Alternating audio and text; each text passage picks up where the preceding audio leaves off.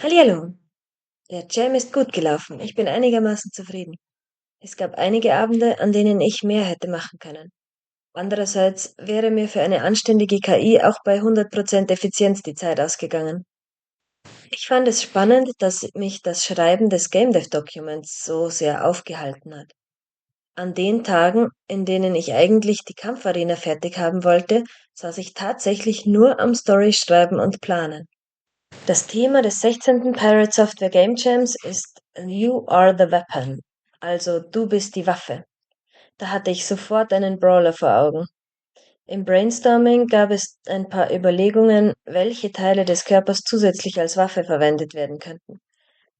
Da kam ich dann auf die Idee mit dem Blut, das für die anderen Farben giftig ist, je nach Rot, Grün, Blau Wert. Im Nachhinein betrachtet ist die Mechanik für einen Brawler völlig ungeeignet, es sei denn, ich könnte irgendwie taktisch die Gegnerfarbe oder die eigene Farbe beeinflussen. Die Farben waren also wieder nur für die Story. Ich finde es trotzdem cool, dass der Bösewicht durch die Mechanik verführerisch einfach wird. Seit das Ducken funktioniert, ist es sowieso eher eine Entscheidung als ein Skill, ob man den Kampf gewinnen oder verlieren will. Aber ich finde die Bewegung sehr cool. Schade, dass ich den Sprung nicht mehr polieren konnte, der wäre sicher auch hübsch geworden. Ich möchte dieses Wochenende noch an diesem Jam-Projekt weiterarbeiten, auch wenn ich die Änderungen nicht hochladen kann, weil der Jam heute zu Ende ist.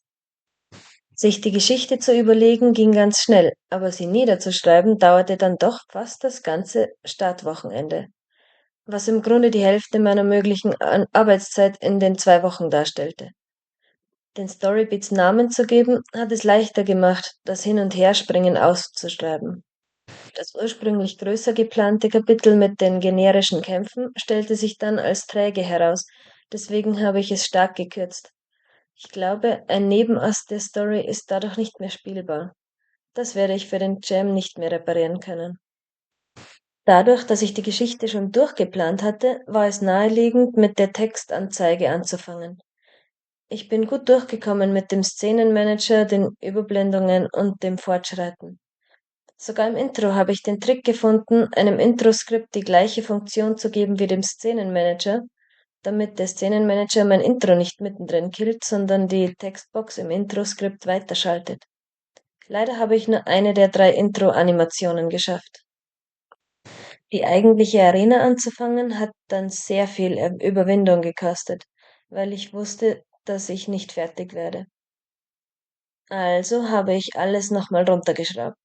Schattenboxende Sandsack, KI statt eines ernstzunehmenden Gegners, kein fancy Sprung, hauptsächlich auf den Faustschlag und die Action Cue konzentrieren.